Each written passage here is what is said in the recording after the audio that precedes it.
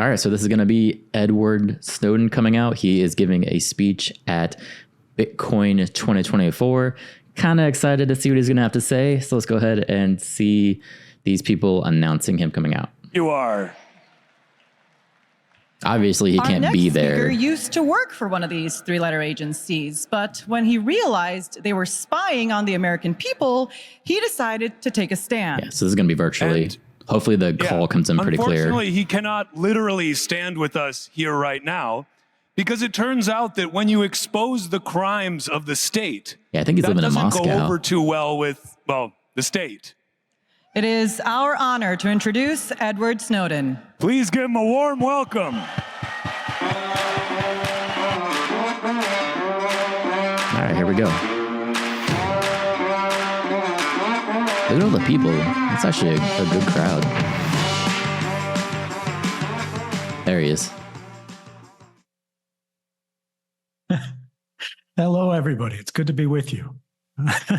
This is live, right? Or are they pre-recorded? No, this is an amazing crowd. All right, everybody. I can't hear you, so I'm just going to. No, I think it's pre-recorded. I want to say first off, it's a pleasure to be with you. I spoke recently at the Bitcoin conference in Amsterdam, and the things we talked about were very different. It's remarkable what a difference we see in just 9 months. The last time, the topic was really about how the game is rigged, but we can't leave. And in fact, it feels like it's too good to leave. We put up with the abuse. We know they're breaking the rules, not because we love it, but because we haven't ever had an alternative. And what's amazing is that we're starting to make our own. One of the core things that came up 9 months ago was Gary Gensler, Gary Gensler, Gary Gensler. Everybody was hanging on his words. Yep. And I had to remind everybody that Gary Gensler is not Daddy Bitcoin. And now it's much easier to make that argument because we see that, in fact, Bitcoin is Daddy Gensler. We are winning, ladies and gentlemen. But we haven't won. And so we have to make sure that we don't get cocky. And I think, unfortunately, that's about the end of the fun part of this talk. But I think this year, plenty of people will be talking about the happy stuff. So you won't need me for that. I noticed that we have a lot more political representation this year, which is a wonderful, remarkable thing. We've reached the fight, the stage of the fight where, they go, oh, then they fight us. But it's actually, then they try to get us to love them. And what I want to say on that briefly, because I don't want to make this talk about all the politics there, is cast a vote, but don't join a cult. They are not our tribe. They are not your personality. They have their own interests, their own values, their own things they're chasing. Try to get what you need from them, but don't give yourself to them, even if you have to vote for them. It's good advice. I dig it. Instead, what I want to do is set this frame a little different for this conversation. I want you to reflect on where we are, how we got here, and where we're headed. There's a passage from a book that I think for this crowd really resonates. It says, for in every country of the world, I believe, the avarice and injustice of princes and sovereign states abusing the confidence of their subjects have by degrees diminished the real quantity of metal value which had been originally contained in their coins. Adam Smith, Wealth of Nations, written in the year 1776. We're not playing games with metals anymore. But if you look around, you can see that the problems from that kind of thinking are springing up everywhere. They're reaching us. They're choking us. And you see this in the internet as well. What is it that's wrong? Sorry, my dog was barking back there. The thing that's wrong with the internet is what's wrong with the world, because more and more they're one and the same. A system has been constructed around us, not just through administrations, but through generations, that is fundamentally unfair. What do I mean by that? Look at the economy, right? There's an increasing concentration of resources into fewer and fewer hands. So it is now even with the human voice. Winner take all is the model that's apparent on platforms as far as the eye can see. Whether you're talking about broadcast media, whether you're talking about legacy media, whether you're talking about newspapers, whether you're talking about social media, minority opinions are increasingly made to survive at the indulgence of the censor. They're clinging to the edge of the platform by their fingernails. You see truckers in Canada that are getting debanked, and you see students at Columbia are getting de-hired for the things that they express. Now, we don't have to agree with them. We shouldn't necessarily agree with them, but they should have the ability to argue. They should have the ability to persuade. They should have the ability to dissent. They should have the ability, frankly, to disrupt. That's the thing that makes us progress, right, is the disagreement. If we accept that the system that we inherited is the best that it can possibly be, it shouldn't change, it shouldn't be contested. What we're saying is that we've gone far enough. This point in history is the best, and it's not. We know it's not. Life is still difficult despite the many privileges, despite the many technologies that have blessed us. But somebody made those things happen. Every good thing that you enjoy is the product of someone's labor, the product of someone's effort, the product of someone's ingenuity, the hours of their lives being gifted to us, to the common species.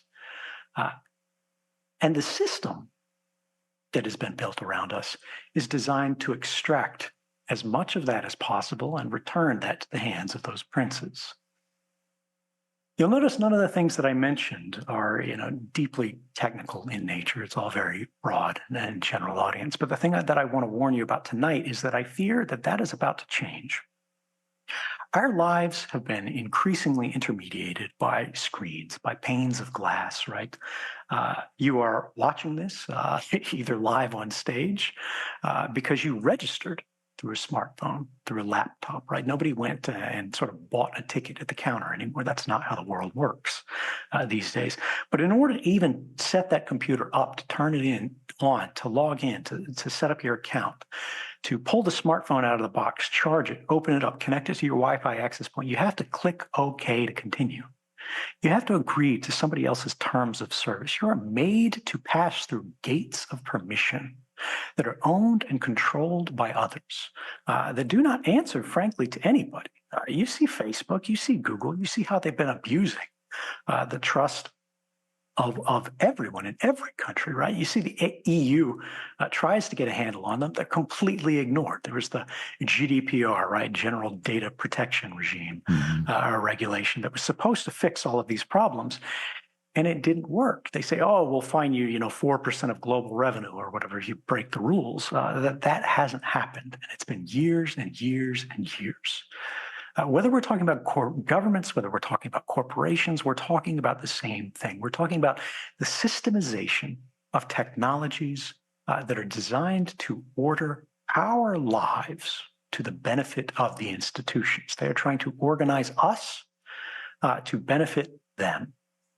In some cases, we want this. We want to be able to cooperate. We want to be able to collaborate. We need to be able to work together, right? But we have to agree to this in some way. We should need to. And it's not like click OK to continue or say no and use the phone my way, right? It's click OK to continue or you can't use your iPhone. You can't use your Android phone. It doesn't matter whether Samsung makes it, whether Google makes it, whether Apple makes it. You play by their rules or you don't play at all. And that should be changing. We'll get to it a little bit later where we are making great strides in the context of money, which is why suddenly we see a lot of political interest in these audiences. Yeah. They understand that there is a new center of power that is rising. But there is a new field of vulnerability that applies to all of us, including all of these luminaries that will be speaking on stage here. And that is artificial intelligence, right? I am not one of the guys that goes on the internet and is like, oh, AI safety, the robots are going to kill us. You need to worry about this. I say, in fact, I want all of them to dump all of these. Throw me a like out on YouTube if you would. All use these. Trying to get the stream going. Which is not open at all and is a very closed model company that wants to benefit themselves at your expense. They want to train on your data, but benefit themselves. And they don't want you to have access under the covers. They don't want you to be able to pull down the models, distill it, get one you can run at home, put it on your phone, do whatever you want with it. They want you to have to go back to their watering hole, pay them rents, and to access all of this only through their ways, even if you did have the ability technologically, hardware-wise, to run this at home. The good news is it is becoming easier and easier to get this stuff in public hands, to run this on home machines. And I'm not just speaking rhetoric here. I've spent the last year using these models myself at home. You can do this too. Open source models, whether we're talking about diffusion models for generative imaging, right? Sort of what you think of like the Mid-Journey, the nice web interfaces. You can do that at home. It's 100% free as long as you've got the hardware to run it. And it's getting easier and easier to do this. Whether we're talking about large language models, Facebook, which again, I've been throwing invective at for the beginning half of the talk, has actually been a force for good in this space. Not because they love you or they love us or they love me or anything like that, but because they're afraid their competitors, like OpenAI that I mentioned, are going to build a structure around them, ring fence them in a little plot that they can then tax forever. And Facebook doesn't want to end up there, right? So they go, well, what we'll do is we'll develop the tools and give them to everyone else so a monopoly can't form and be used against us. Self-interest more so than altruism, but I still applaud it, right? And I'm no fan of Mark Zuckerberg, but he's done wonderful things here. I hope he continues. I know it won't last forever, but for the moment, while it does, I'll welcome the help that we can get there. But why am I bringing this up, at a Bitcoin conference? Well, the reason why is that Bitcoin transactions are not private. All of you know this here on the general sense because it's 2024 and this is not, back in 2013 where we're saying, Bitcoin is perfectly anonymous and it's money for criminals and whatever. The only person who still believes that is Elizabeth Warren. The reality is that a nice little dig Bitcoin you threw in there. Transactions are permanent, they are public, and they can be tracked and they can be linked. An enormous proportion of them are fully doxed, just not publicly doxed. And this is because how do people move in and off of sort of the Bitcoin network, any crypto chain really? And it's through the on and off ramps, right? Through these legacy exchanges that get licensed by all, whatever New York State or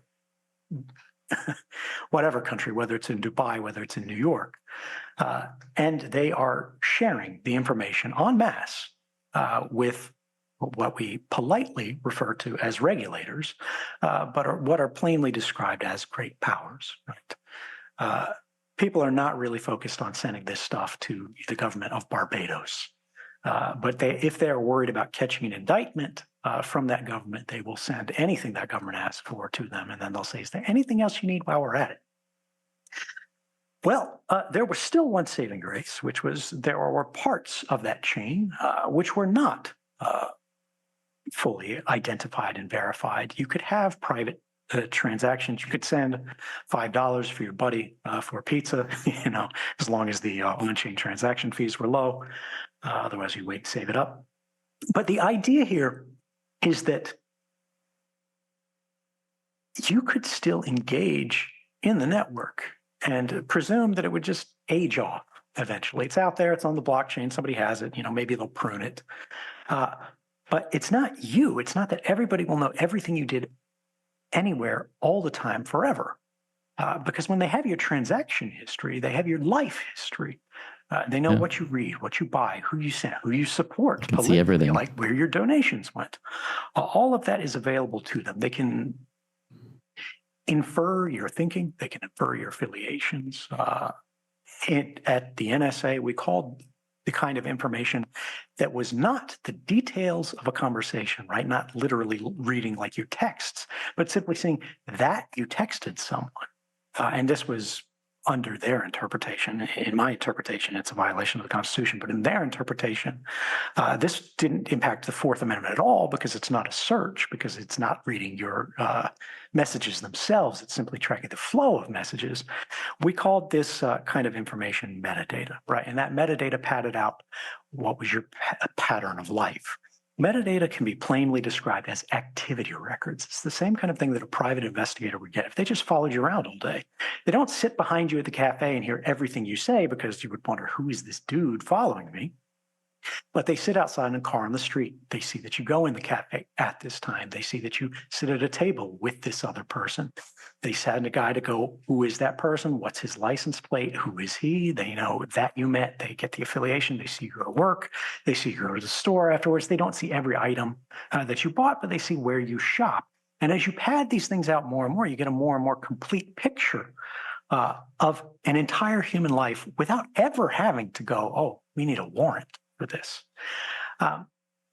What held that back? Well, cost. You needed a human analyst to go and sift through this. The metadata could be collected automatically by ingesting the world's internet communications through these machines, right? But somebody still had to put their cup in the big bucket, pull it out, and lay it out on their desk and make sense of it.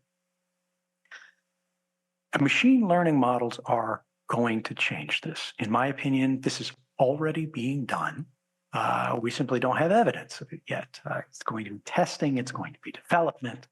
We don't know how it's being applied, when it's going to be truly operational. But it is fantasy to imagine that they're not doing this. And there is zero regulation that I am aware of in the United States to prevent this. Nobody is thinking about what these agencies are doing.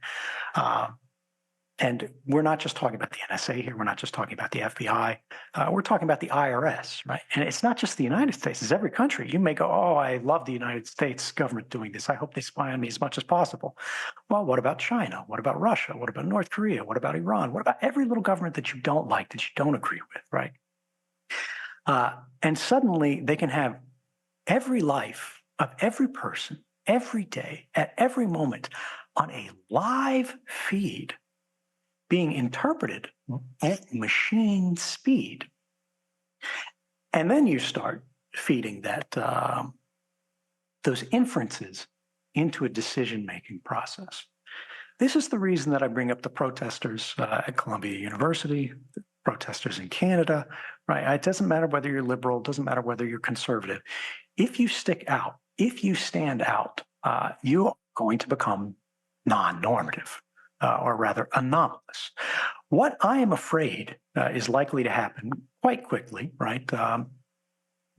Probably not this year. Within 3 years, it'll begin being done. I think at some scale, and within 5 to 10 years, it'll be done absolutely regularly, routinely. Is that they're going to take all of the transaction information that they can get. And this is going to start with big banks going on their own personal data sets. It's going to flow from there to people going, oh, where can we get this information publicly? Well, the Bitcoin blockchain is available for anyone for free at any time, right? And how do you train these models? You need learning sets. You need training data. You need data sets. So they're going to pull everything they can. They're going to feed it through these things, and they're going to try to teach them originally. I think this is going to be the easiest thing. What does a normal transaction look like? What do 95% look like? And then they're just going to go, what is anomalous? What is strange? What is unusual? What doesn't quite fit?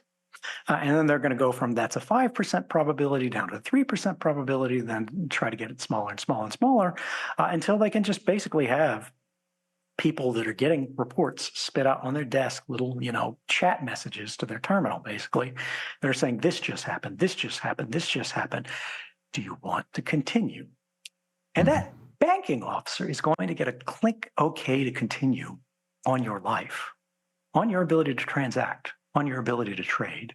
It's not just going to be Bitcoin. It's going to be Visa. It's going to be MasterCard. It's going to be everywhere. It's going to be PayPal, right? Whether you're subscribing to an OnlyFans account or something like that, which, is a very common thing, but something that a lot of people aren't going to admit to. They're not going to be proud of, right? that's going to start making these institutions go, oh, do we want to continue our business association with these people? Is there a brand risk, on stage here? And I think we really need to think about how do we secure the transactions on the Bitcoin network moving forward. I have said this for 10 years. I have been ignored for 10 years. Well, we're running out of runway. And again, right now, every time you're on this network, and I love this network, I've used it many times, you are going to be adding to the data set. Right. Even if they don't identify you because you're the, whatever mystic cyber ninja that knows how to protect yourself, who is the counterparty that you're trading with? Are you sending it to your buddy? Are they doxxed, right? Are you sending it to a business that you're paying? Are they doxxed? And larger parts of this transaction mesh of this network, as they get identified, the space for everyone else to have any kind of private interaction diminishes. Now, you might go, well, these big businesses, Visa, MasterCard, they have the transaction history for everybody, everywhere, all the time. And you don't know what they're using it for. But they're not screwing you, right? Well, AT&T, it was revealed this year, lost all of their subscribers' information, or an enormous subscribers' information, for a block of time. I think it was something like 6 months. Where all of your text messages, all of your phone calls, all of the things that went through their routing network, including some cell site location information, which means which cell phone tower you were connected to, were stolen by hackers. They haven't said who they are. As far as I know, they may not have been identified yet. Maybe they'll never be identified. We don't know whether it's state-sponsored or whatever. Maybe there's been ongoing reporting since then. It's revealed it. Correct me if I'm wrong. I'm sure somebody will be out there to tweet about it. But the bottom line is this, right? These enormous data sets are a liability. We know they cannot protect them. You cannot control them. And they can have enormous influence over our lives. All of these people who are coming up on stage and saying these wonderful things about how much they love Bitcoin, how much they love you, how they're going to do all these wonderful things to make something better.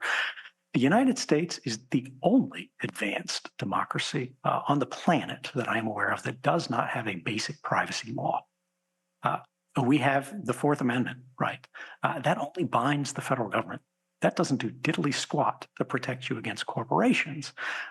And the government, for 90% of their work, probably 95% of their work in intelligence nowadays, they simply go to corporations and ask them for information. It's end run around the Constitution. And we have been able to suffer this, right? Again, the game is too good to leave. Not because we love it, but because we haven't had a choice. Well, we're running out of time to fix this, and the consequences of ignoring it are about to get a whole lot worse. Nobody sees them. This is not Terminator, right? This is not Skynet. This is not robots descending from the sky to drag you out of your home. That might come someday, but that's a long way off.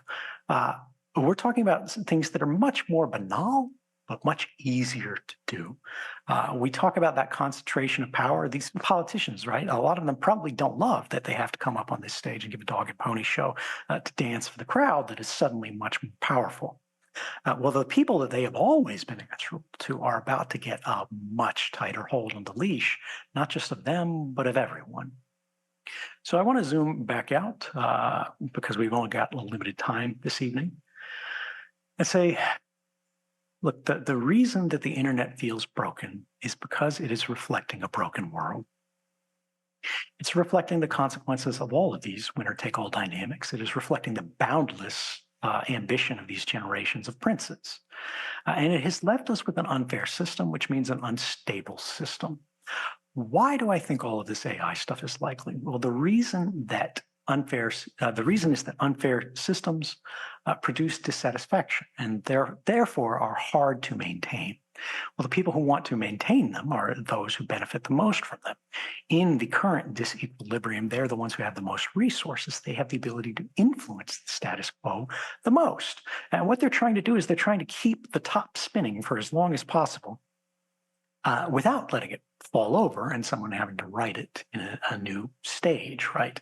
Instead of staying in the same game, even if it's good, we don't want to leave it. We start a new round, right? We start a new game with new rules. The reality is we're not at the worst of it yet, but we are headed in that direction. It's clear to me. And I think if you look at, like, does this feel normal to you? When you look at the candidates, when you look at the dynamics, even the people on stage giving all the speeches. I've been saying that. right, It's so I'm weird to not saying have all they're these terrible, politicians I'm not here. taking a position at all.